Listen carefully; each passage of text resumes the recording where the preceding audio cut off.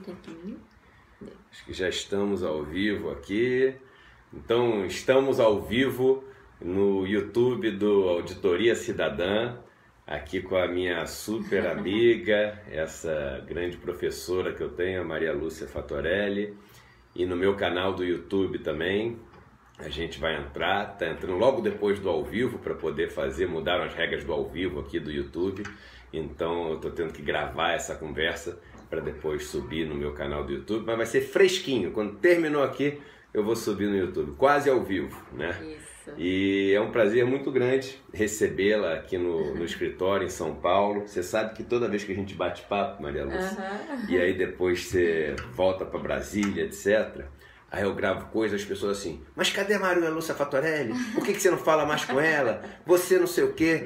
Eu falo assim, gente, a gente continua mais amigo do que nunca, a gente fala direto no WhatsApp, mas a gente está Napoleão falava assim, temos que dividir para conquistar. Exatamente. Né? Então, eles dividem para governar. Eles dividem para governar, a gente tem que dividir para conquistar. Ela tem que estar no Pará, eu tenho que estar no Rio Grande do Sul. Ela tem que estar em Natal, eu tenho que estar em Tocantins. Ela tem que estar em Sergipe, eu tenho que estar em Santa Catarina. A gente tem que estar viajando o país para poder levar o conhecimento. Mas hoje, calhou dela estar aqui. Conversamos ontem, né? Amanhã eu tô aí, vamos. Demos um jeito, eu tô indo para Brasília hoje, mas a gente conseguiu dar um jeito, então muito obrigado aí. Eu que agradeço, Eduardo, eu que agradeço, bom dia aí a todos os nossos ouvintes, né, participantes aí dos nossos canais. A conjuntura exige esse esforço, né, de todos nós. Nós que estamos aí dando a nossa cara, né? Toda a nossa experiência de vida, o nosso esforço para esclarecer o maior número de pessoas possível em relação a essa proposta de reforma da Previdência, que na verdade não é uma proposta de reforma da Previdência, né, Eduardo, como você tem dito, é uma destruição da Seguridade Social, é um aprofundamento da desigualdade social no Brasil e algo totalmente desnecessário, porque o problema não está aí. Né? E é muito interessante a gente estar falando sobre isso hoje, porque existe alguma expectativa disso ser votado amanhã, né, na Câmara e de passar em segundo turno. E uma dúvida que muitas... Deixa eu tentar arrumar aqui o celular, pronto. Tem uma dúvida que muitas pessoas têm, que é o seguinte, mas vem cá, esse documento aprovado, na verdade eu fiquei sabendo que é muito diferente do proposto no começo, acabaram todas as maldades, etc. Então vamos lá, vamos falar um pouco sobre esse documento, esse texto que foi aprovado em primeiro turno e que está indo para o segundo turno. Na verdade, assim, algumas vitórias realmente a oposição conseguiu. A primeira delas foi adiar, eu não vou dizer nem aniquilar o negócio da capitalização.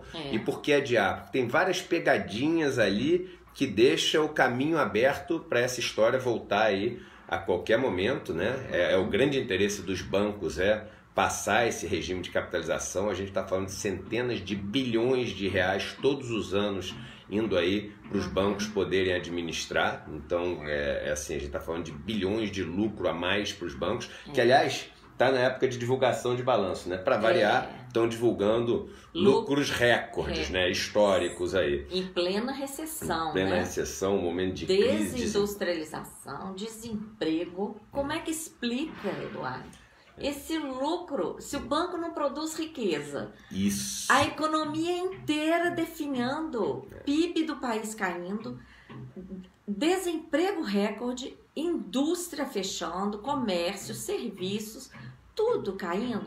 O lucro dos bancos, gente, vem dos mecanismos que o Banco Central realiza, que ao mesmo tempo que aumenta o estoque da dívida, o dinheiro não entra para o Estado fazer os investimentos. O estoque da dívida aumenta e a grana, o dinheiro vai direto para os bancos, como esse mecanismo aqui, né, Eduardo, que eu queria ficou muito mostrar. Legal. O novo folder que a Auditoria Cidadã fez é maravilhoso. Dá para mostrar ali no Face, ó. Os dois aqui, ó. Aqui está no Face e no YouTube. Então vocês podem acessar, não vai dar para ler na tela, mas vocês podem acessar na página da Auditoria Cidadã.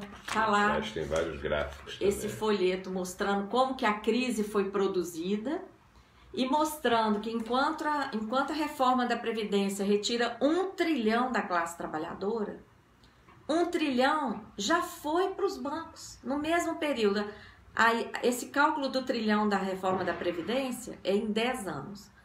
Em 10 anos, 1 trilhão já foi para remunerar a sobra de caixa dos bancos. Só um dos mecanismos. E eu ainda gosto de botar outro trilhão, né? Aqui tem 1 trilhão, mais 1 trilhão, e ainda tem outro que é o seguinte, nos próximos 10 anos, as pessoas mais velhas, aposentadas, elas vão pagar em juros de crédito consignado 1 trilhão de reais para os bancos também, que é outra indústria gigante, ou seja, muitas pessoas aposentadas no Brasil, elas não têm nem mais o que fazer com o dinheiro que elas ganham de aposentadoria, porque tudo que elas ganham já vai para pagar juros de empréstimo consignado, que os bancos ficam ligando, botando maior pressão para endividar, e depois que endivida, pronto, seca, esteriliza aquela fonte de renda do cara. E eu já fiz a conta, já mostrei no vídeo aqui, então tem mais 1 trilhão. E aí uma coisa que a gente tem que ter na cabeça é o seguinte, gente, riqueza não aparece do ar, assim, aquela história, não é só o bolo crescer que tem para todo mundo, que bolo, aí tu já viu bolo de chocolate? O governo dando bolo de chocolate? Para de usar metáfora e pensa na vida real como ela é. O negócio é o seguinte, o dinheiro que tem aí, na verdade, é só uma troca por riqueza, e riqueza tem que ser produzida.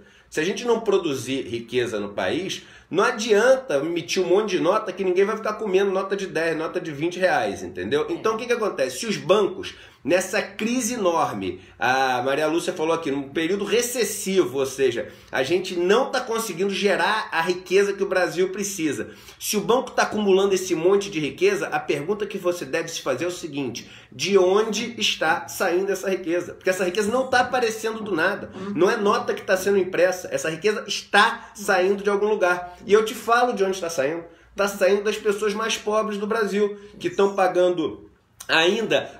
o governo reduziu a taxa de juros de 6,5% para 6%. A tarifa média do cheque especial é 320%. A tarifa média do crédito, do cartão de crédito, é 300%. E esse é um dinheiro que o banco nem usa o dele. Porque ele pega aquele seu que está parado na conta corrente, ele pega aquele seu que está na poupança, e é esse teu dinheiro que ele empresta para os outros. Aliás, a intenção dele de fazer o regime de capitalização é essa também. É o teu dinheiro que normalmente fica no governo, podendo ser usado para fazer obras, etc. Esse governo fica parado na conta do banco. Aí adivinha o que ele vai fazer com esse dinheiro? Ele vai prestar para você o teu dinheiro. E você vai estar lá rendendo 5% e pegando dinheiro e prestar 300%. Então é muito importante vocês terem na cabeça o seguinte, esses lucros recordes do banco, eles estão vindo de algum lugar. Não é o banco que está ficando rico e o pessoal está ficando normal. É o monte de areia que eu falo. Se tem esse monte de areia, o buraco é você.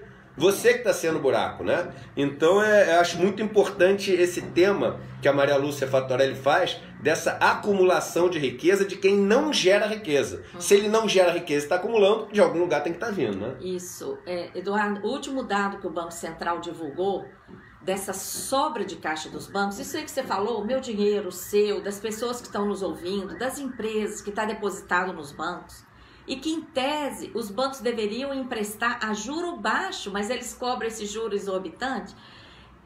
O que eles não conseguem emprestar, porque eles pedem taxas exorbitantes, o que sobra no caixa deles, o que está acontecendo?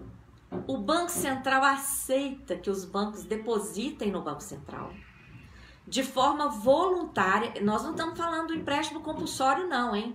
O compulsório é outra coisa, é obrigatório, é para dar garantia de que ele não vai emprestar muitas vezes todo o dinheiro. Que, aliás, como o compulsório, parte dele não é remunerado. O compulsório, teoricamente, é uma punição para os bancos, para ele não poder multiplicar muito esse dinheiro. O que o governo fez agora com o compulsório? Reduziu.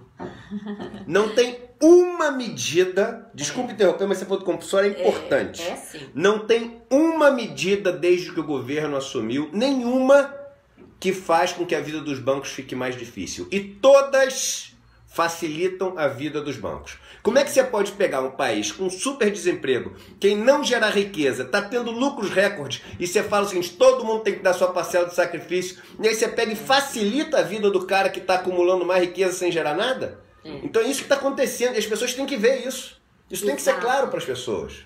E mais, né? Além desse sacrifício todo, imagina, toda essa grana que está lá no banco, que ele não consegue emprestar, O Banco Central aceita isso como depósito.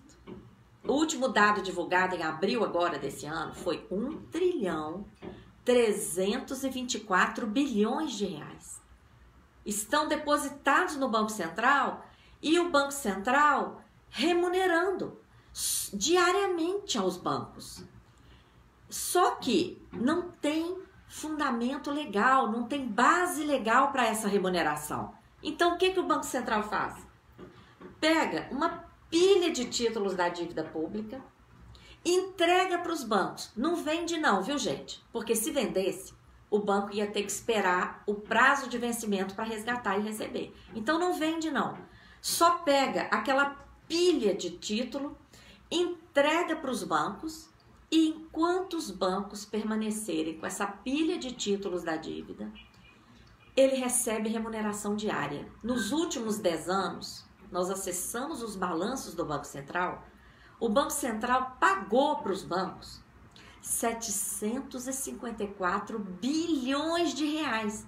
Isso sem atualizar. Se a gente atualizar, a gente chega no trilhão que está sendo subtraído das pessoas, subtraído das pensionistas, dos aposentados, dos beneficiários da Seguridade Social.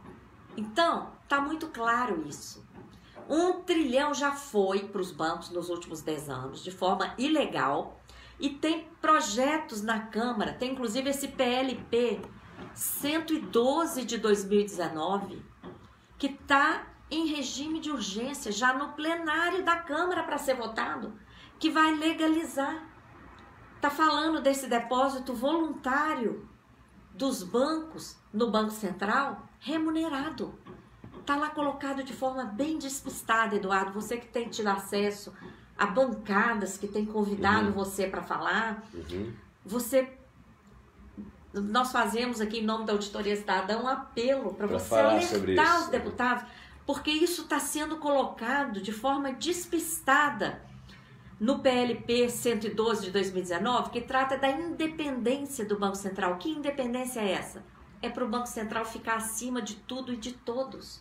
Para ele não ter que se submeter ao legislativo, nem ao executivo. Ele que vai ditar suas regras.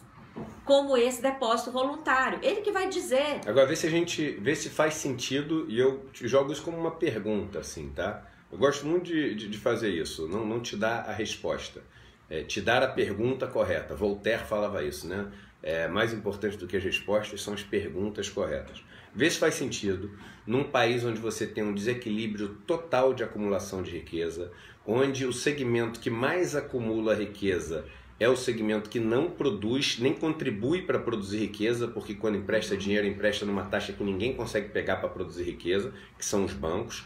E aí você pega esses bancos, que há décadas são quem indicam e elegem os presidentes dos bancos centrais, que existe para coordenar, fiscalizar e controlar essa atividade dos bancos no Brasil. E aí você chega para esse órgão que deveria proteger o sistema e fazer com que o sistema funcionasse para o bem de todos, mas que é gerido por banqueiros. Você chega para ele e fala assim, olha, agora você tem uma independência total, o governo não tem mais como meter a mão aí, toca para onde você achar certo. Vocês acham que faz sentido isso?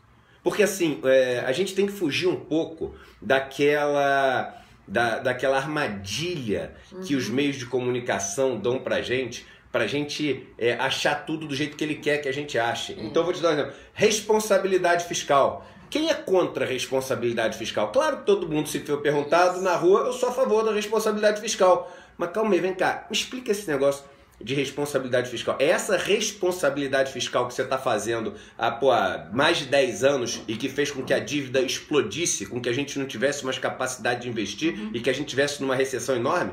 É isso que eu estou defendendo? É isso que é responsabilidade? Ou você está sendo irresponsável completamente porque você destruiu o país? E aí o Banco Central também, assim, a independência do Banco Central. É bonito o nome, né? As pessoas são a favor de independência do Banco Central, né? Foi muito bom você tocar na lei de responsabilidade fiscal, porque quando ela veio, ela estabeleceu limite para gasto com pessoal. O que é gasto com pessoal?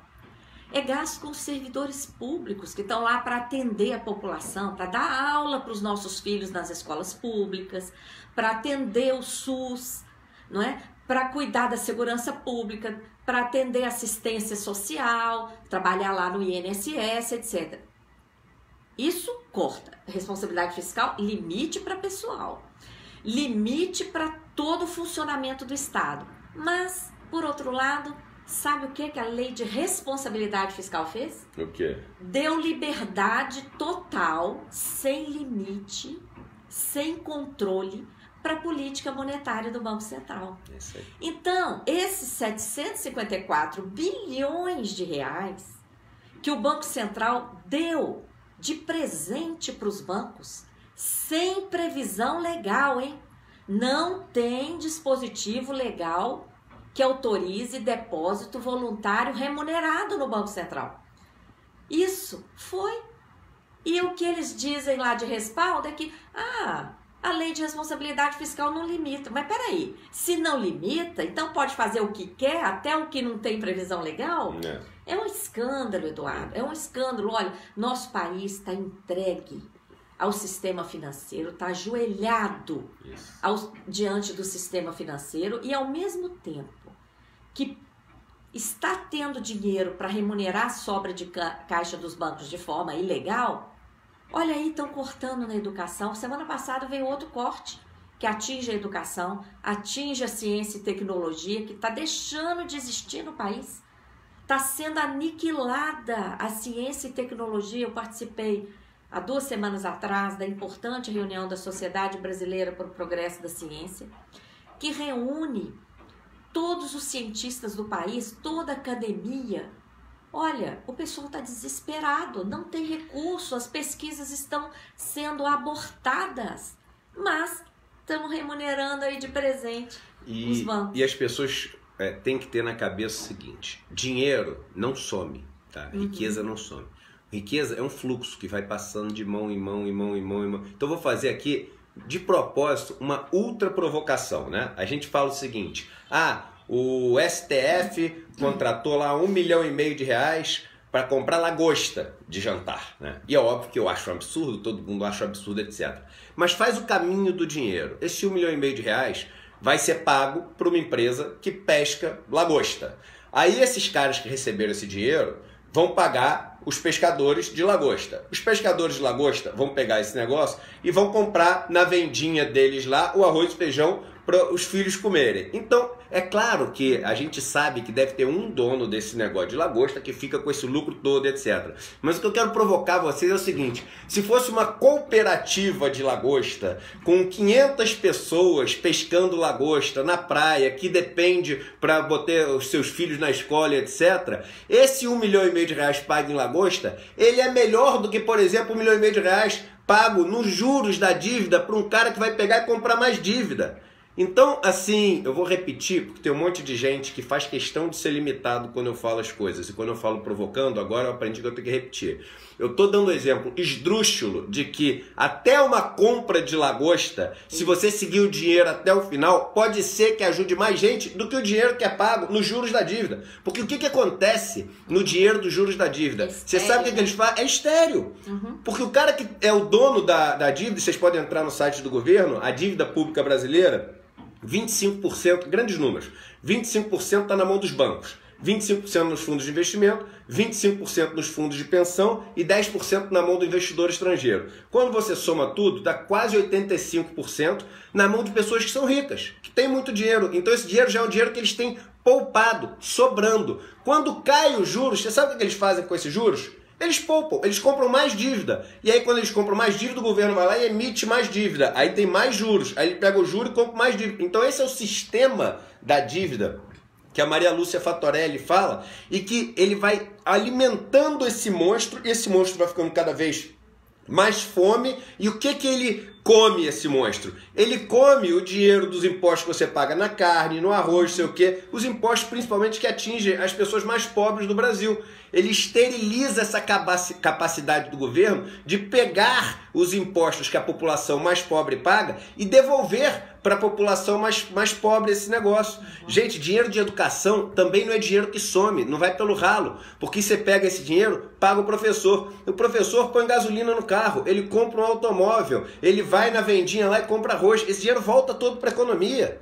Pedro Rossi já veio aqui, economista da Unicamp, o cara, pô, brilhante, ele explicou para todo mundo aqui por que você não pode comparar um governo a uma família. Uma família, quando gasta dinheiro, o dinheiro vai embora. O governo, quando gasta dinheiro, o dinheiro está na economia, ele volta para o governo. Então isso que o governo está fazendo é um absurdo e no final das contas, ele sim está fazendo com que o dinheiro, em vez de circular na economia, ele vá quase que todo para esse sistema da dívida, usando a palavra da amiga Maria Lúcia. E quando vai para o sistema da dívida, aí sim, aí ele para ali e não vira um multiplicador na economia, né? É estéril. E aí, nesse cálculo que você lembrou, de 25 para cada um desse setor, eles não incluem, Eduardo, esse volume de título que não é vendido, que vai... Olha. Que é entregue, então é pior ainda. Que é entregue de bandeja para o Banco Central, mas não fica com o Banco Central. Entendi. O Banco Central entrega para os bancos. Então, quando a gente da auditoria está dando, faz o cálculo, incluindo essa bolada que está em 1,324. Nossa. Quase a metade está na mão de banco. Entendeu? É mais de 40% na mão de bancos, porque não está com o Banco Central, está com os bancos, né? Então, é um escândalo. E, então, o que a gente conclui de tudo isso que a gente falou até aqui? Dinheiro não falta no Brasil, gente. A questão é que o dinheiro está indo para beneficiar o sistema financeiro de uma forma ilegal, de uma forma indecente. O dinheiro, em vez de investir, por exemplo, quer ver? Vamos fazer um raciocínio? Eduardo, se você que já foi banqueiro, se o Banco Central... Ai, que vergonha. Não tenha vergonha, não. Olha, a vida te proporcionou isso. Verdade. Eu tenho orgulho da minha história toda. Porque tem que ter sim. E essa sua experiência, ela te dá credibilidade para falar muita coisa. E olha, e eu como brasileira, cidadã, e acho que muita gente que está aí nos ouvindo tem a maior gratidão por você ter despertado e mudado o rumo da sua vida e hoje prestar esse serviço assim, não é um caminho fácil. Não é um caminho fácil. A gente sabe o que você está passando. Nossa, E a gratidão nossa em relação a você é imensa. Então, muito orgulho dessa trajetória e desse seu despertar, não é? E colocar toda essa sua experiência a serviço, não é? De um despertar das outras pessoas também. São 20 anos trabalhando dentro do sistema e aprendendo. E eu vou te falar uma coisa, eu estava conversando isso ontem com um amigo. Até uns 3 anos atrás, apesar de estar no sistema há quase 20 anos, eu não conseguia ver a máquina. Claro. Porque você lá dentro, você acaba fazendo uma funçãozinha só, você não vê de onde as coisas vêm, não vê para onde elas vão, e você acha que você é o suprassumo do negócio, mas você não entende o sistema. E foi quando eu consegui ver aquela máquina toda, que deu uma impressão, tem um filme da minha época que chama Matrix, né? Foi como se eu tivesse saído da Matrix. Eu falei, meu Deus, isso é uma máquina de desigualdade. É uma máquina ultra covarde. E eu participei dessa máquina aqui, como é que pode? E esse negócio me deu um desespero, assim. Isso foi o que acabou me motivando a sair e tentar, de alguma forma, contribuir para não existir mais esse mecanismo de desigualdade no país. Então, quando eu falo brincando que eu tenho vergonha, eu tenho, assim, de verdade, eu tenho muita alegria de ter tomado essa decisão na minha vida de estar junto às pessoas hoje em dia que sofrem essa covardia. O Frei Beto, com quem eu estive há pouco tempo atrás, que é uma pessoa extremamente querida, muito inteligente, tem 64 livros publicados, etc. Ele me falou uma frase que eu achei maravilhosa. Ele falou o seguinte: Eduardo, que Deus lhe conceda a bênção que me concedeu e que você saiba que é melhor errar do lado dos oprimidos do que ter a pretensão de estar certo do lado dos opressores. E eu vou botar essa frase no meu quarto escrito, porque é realmente, gente, não dá pra gente entender como as coisas acontecem e escolher o lado da opressão. Não dá. Muita gente está do lado da opressão porque realmente não consegue ver. Eu, durante muito tempo, não conseguia ver e eu achava que eu ajudava o sistema, porque não, o sistema financeiro é importante por causa disso e daquilo, até que, pá, tem uma hora que você desperta. Muitos mestres nos ensinam isso, né? Darcy Ribeiro, que foi um grande mestre também, ele falou uma coisa mais ou menos assim, ele falou: Deus me livre de estar do lado daqueles que me venceram, né? Quando ele disse que ele dedicou muito para criar uma escola pública, integral, de qualidade, que ele lutou muito por uma universidade também, e foi falando assim, tudo que ele lutou e não chegou no tempo de vida dele a ver completamente concretizado e consolidado, né? E aí ele fala assim: mas Deus me livre de estar do lado daqueles que me venceram, né? É isso, né? A gente quer isso. Mas então, assim, a pergunta que eu ia te fazer é o seguinte: você que já foi banqueiro, o que você acha que aconteceria se o Banco Central parasse de remunerar essa montanha de dinheiro de mais de 1,3 trilhão que sobra no caixa dos bancos? Os bancos iam querer ficar com esse dinheiro paradinho na gaveta? Você sabe que tem uma frase que a gente fala no mercado que é o seguinte: caixa em empresa queima. Ou seja, nenhuma empresa gosta de ficar com caixa parado porque queima. Então ela tem que colocar o dinheiro para funcionar. Então você pode ter certeza que os bancos iam ter que colocar esse dinheiro para funcionar. E todos os bancos colocando esse dinheiro para funcionar, não tem como essa taxa de juros ficar tão alta. Exatamente. Ela ia ter que cair. Porque hoje sobra por quê? Sobra porque eles querem juros de mercado de 120%. Que, aliás, aí tem outra coisa. Eu acho que tem muita gente, principalmente a turma mais adepta ao liberalismo, que fala: não, deixa que o mercado resolve tudo, o mercado isso, o mercado aquilo, esse, né, ente onipotente, mito, não, onipresente. A gente não pode falar mito, mas não, crença. Essa crença, né, o Hot Finance, sei lá, que o Carlo Polanyi sempre fala nos livros dele. Mas o que acontece? Eu acho que é o seguinte: a taxa de juros que os bancos poderiam praticar, seja no cartão de crédito, no cheque especial, em qualquer as instituições financeiras, como todo, não só os bancos, ela tinha que ser limitada a um múltiplo da Selic. Por exemplo, eu não estou falando que tem que ser essa não, mas por exemplo, é o seguinte, pode ser 5 vezes maior que a Selic. Quanto que é 5 vezes hoje em dia? Ou seja, 30%. Então é 30%, não pode, acima disso é agiotagem. Não é... mas você está controlando o mercado, não sei o quê. É isso mesmo, eu estou controlando. Porque ninguém que empresta dinheiro a 300% está ajudando uma pessoa. Você está escravizando, você está destruindo a vida dessa pessoa, porque uma dívida a 300%, meu amigo, ela é impagável. Ela é impagável, é uma dívida que ela só significa uma corrente para essas pessoas, cada vez ficarem mais endividadas, cada vez terem mais problema, cada vez ter mais encargo de dívida e nunca mais para o resto da vida sair dessa armadilha. Então é o seguinte, um empréstimo acima de um certo valor, eu não quero que o banco dê, porque ele só vai estragar a vida das pessoas. Ah, mas tem gente que esse empréstimo acima de 300%, pelo menos vai... Tudo bem, esse cara não vai ter esse empréstimo, porque esse empréstimo não vai ajudar ele. Eu tenho certeza que não vai ajudar.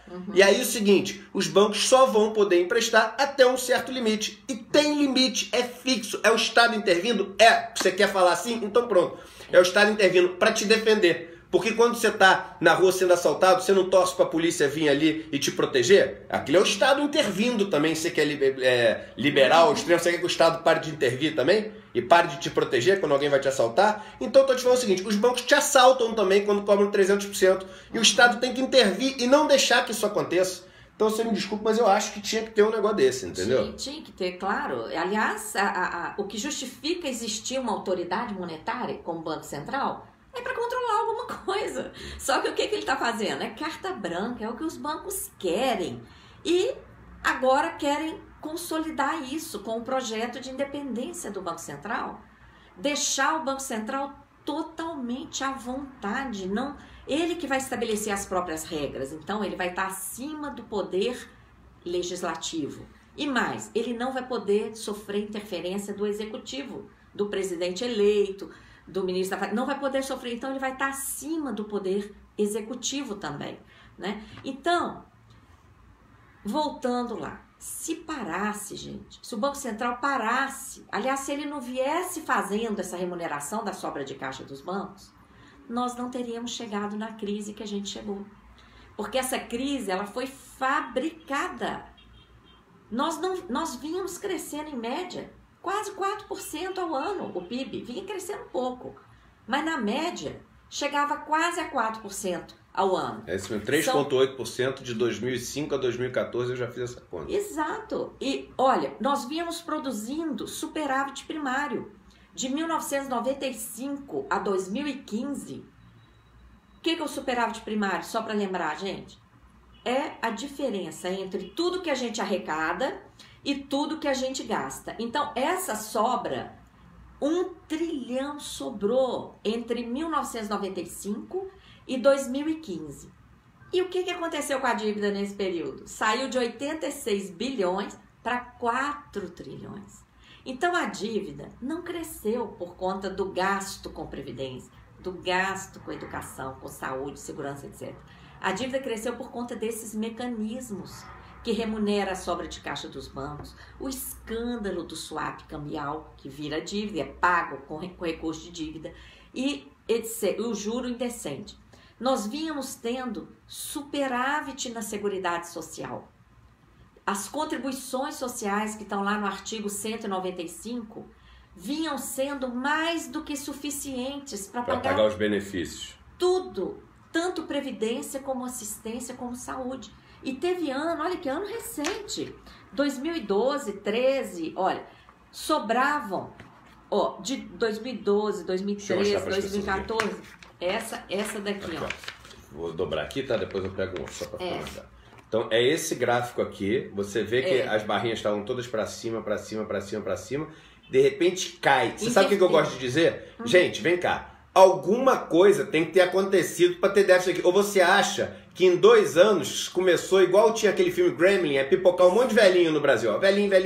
Ó, um monte de velhinho nascendo ali da rua. Não tem. Não. O envelhecimento da população continua igual, continua uma curva suave. O que acontece? É que de um ano para o outro, a gente para de crescer, para de ter receita. Então, não é o sistema que ruiu, que entrou em colapso. Não, é aqui, ó, é a economia que parou. Olha aqui, a mesma inversão aqui, ó. Vínhamos produzindo 1 trilhão de superávit primário. De repente, olha a inversão. Vira aqui para mostrar para as pessoas. A arrecadação vinha subindo, de repente, despenca. E, durante o tempo todo em que produzíamos o superávit primário, onde é que estava o déficit? Sempre esteve no Banco Central. Essas retinhas para baixo de zero aqui, ó, sempre foi a conta do juro e a conta do déficit nominal. E olha aqui quando produziram a crise, onde é que foi parar o déficit nominal, tá? E a conta do juro, o juro também, por quê? Esse vai juntinho. Vai juntinho, por quê, Eduardo? O Banco Central elevou a taxa de juro, a básica, estava em 7,25 lá em 2013. De 2013 para 2015, ele pegou essa taxa básica e elevou para 14,25. Quando chegou em 14,25, ficou aí mais de um ano, 14,25, quando o mundo inteiro estava com taxa zero negativa. E junto com isso, produziu escassez de moeda no mercado, enxugando, remunerando a sobra de caixa dos bancos naquela taxa de 14,25. Então, assim, olha, suicidou, como diz o Piketty. O Piketty disse o seguinte, seria um suicídio o Banco Central não reduzir taxa de juro e não irrigar a economia de moeda. O que o nosso Banco Central fez? O contrário. Levou a taxa de juro para 14,25, a mínima, a básica, para 14,25. E, em vez de irrigar a economia, não irrigou e ainda enxugou 1 trilhão. E ainda gastou para remunerar esse trilhão com essa taxa. Olha, suicidou com força. Quebrou toda essa inversão que nós vimos aqui da economia em todos esses indicadores analisados. Nós não tivemos aqui no Brasil nenhum dos fatores que produzem crise na economia. Não tivemos quebra de banco, não tivemos quebra de safra, não tivemos guerra, não tivemos adoecimento da população, não tivemos nenhum dos fatores. Essa crise foi fabricada pela política monetária do Banco Central. E ela está servindo para quê? Para rifar o patrimônio público. Isso aí. Já foi agora, semana passada, a BR Distribuidora, já foi a Embraer. Estão privatizando o pré-sal, a Caixa Econômica, de forma disfarçada, com a abertura do capital, estão privatizando a Caixa Econômica. Que é um absurdo. E eu digo por que eles estão privatizando a Caixa Econômica e o Banco do Brasil. Sabe por que eles estão privatizando os dois? Eu vou te explicar. Porque é o seguinte, para você poder crescer, o país poder crescer, você tem que gerar nova riqueza. Aliás, a definição de gerar nova riqueza é a mesma coisa que crescer. É a mesma coisa, né? O crescimento do PIB, a quantidade de riqueza que foi gerada. É isso que tem que crescer, porque a gente consome riqueza para poder sobreviver. Você acordou hoje, você comeu um pão, bebeu um café, uma água, tudo isso é riqueza que está sendo consumida.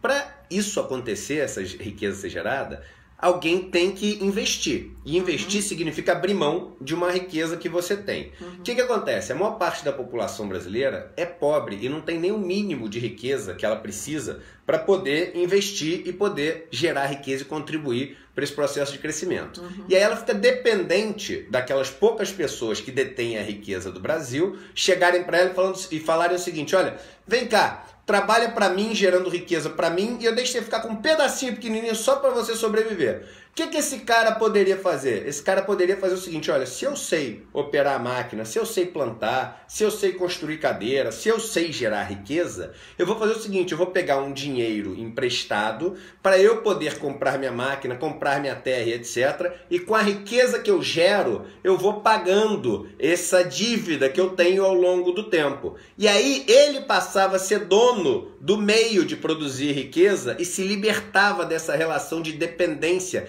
dessa turma que não faz nada e fica só botando os bens que ela tem para os outros poderem trabalhar para ela. Só que para ela fazer isso, teria que ter uma taxa de juros para ela poder se financiar mais baixa do que quanto ela consegue gerar de riqueza. E não é 300% esse negócio. Os bancos privados, são 4 bancos ali, tá tudo combinado entre eles. Ninguém vai cair muito essa taxa. Quem poderia bancar o sistema e oferecer taxa mais baixa e entrar enfrentando isso? Só tem um jeito: os bancos públicos, não tem outro. E aí, o que esse governo fez para não ter mais essa chance? Qual que é a grande ameaça que os bancos têm? Já não tem quase ameaça nenhuma. A única ameaça que esse oligopólio dos bancos tem, a única, são os bancos públicos, que estão em todos os municípios do Brasil, que estão em todos os estados, que estão ali com uma capilaridade enorme e poderia oferecer essa possibilidade de acesso ao capital. Aí o que o governo faz?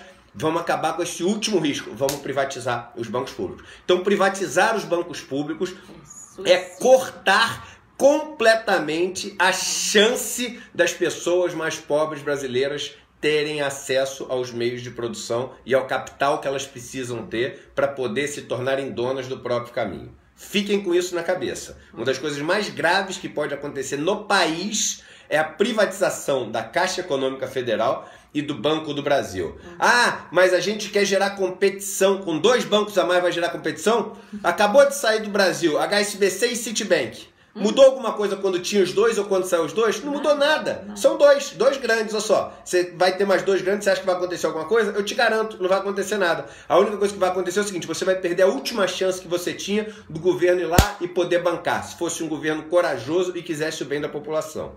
Isso mesmo. E então, essa crise está servindo para isso, gente. A crise, ela não está afetando os bancos. Os bancos continuam batendo recordes de lucro. A crise produzida pela política monetária, que os bancos que já dominam o Banco Central há muito tempo, foi produzida pelo Banco Central, não afetou os bancos, pelo contrário, eles continuam batendo recordes de lucro. E a crise está servindo para quê? Para entregar o patrimônio público com a justificativa da crise. Não tem como manter estatal, tem que privatizar para pagar a dívida. E que dívida? Dívida gerada por esses mecanismos que a gente já comentou. Então, e mais, a crise está servindo para justificar as contra-reformas. Já justificou a reforma trabalhista? Era essa a desculpa da crise. Tem crise, para gerar emprego tem que fazer reforma trabalhista, retrocesso. Retrocedemos a uma condição anterior a Getúlio Vargas. E cadê os empregos? Quanto emprego a reforma trabalhista gerou? 0. Só aumentou a informalidade. E agora a Previdência vem nessa mesma toada, não é? Justificada aí pela crise, tem uma crise.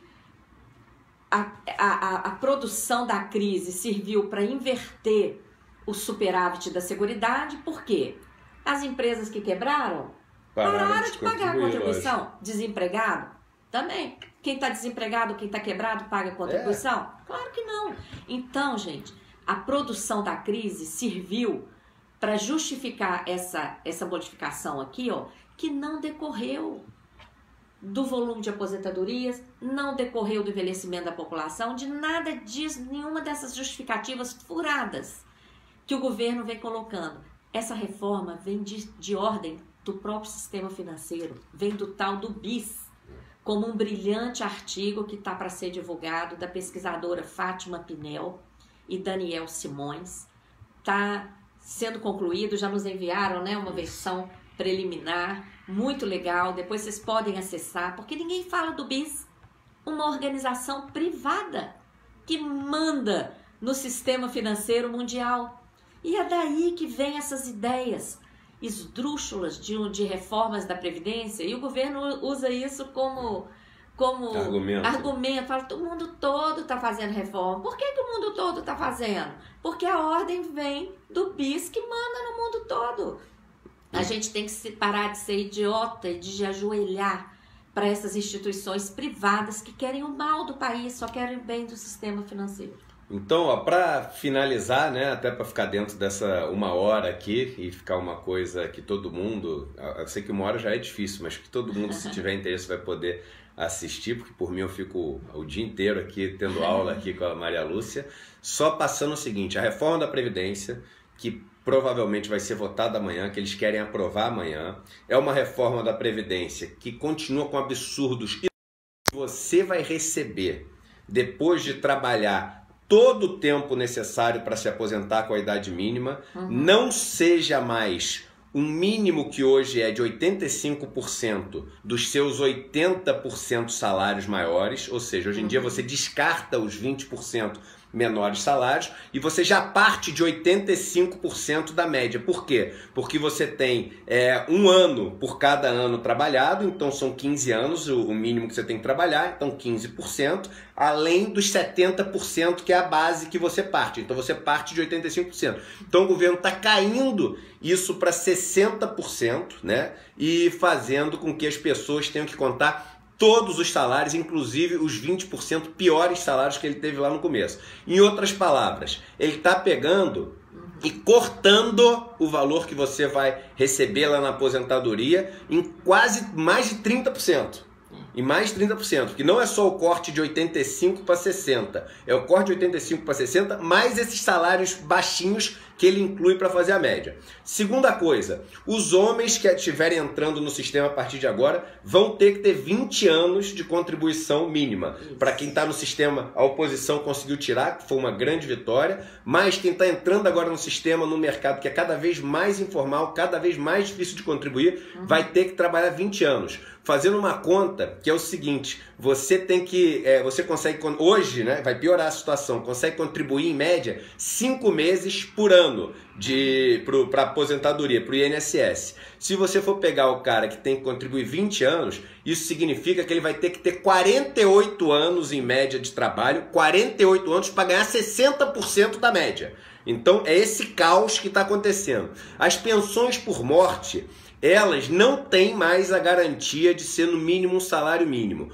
Isso é um absurdo, porque 85% das pessoas que recebem pensão por morte no Brasil são o quê? Mulheres. São mulheres, não são homens. E olha que absurdo está sendo feito com as mulheres, porque essa mulher, ela no mercado de trabalho, ela já ganha 20, 30, 40% a menos do que o homem, dependendo de qual lugar do Brasil que ela está. Então, se ela voltar para o mercado de trabalho, se conseguir um emprego mais velho depois que o marido morreu, para complementar a renda da casa, ela já vai ganhar muito menos do que o marido. Mas não satisfeito com esse preconceito de gênero no trabalho, agora tem um preconceito de gênero na aposentadoria, porque a do homem é um salário mínimo, quando vai para a mulher vira 60%. Por quê?